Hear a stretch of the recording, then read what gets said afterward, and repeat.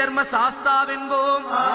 சொரிமுத்து ஐயனார் அப்பன் என்போம், ஜோதிச ரூபன் என்போம், மகர்ஷி மர்தன் என்போம், மணிகண்ட சுவாமி என்போம்,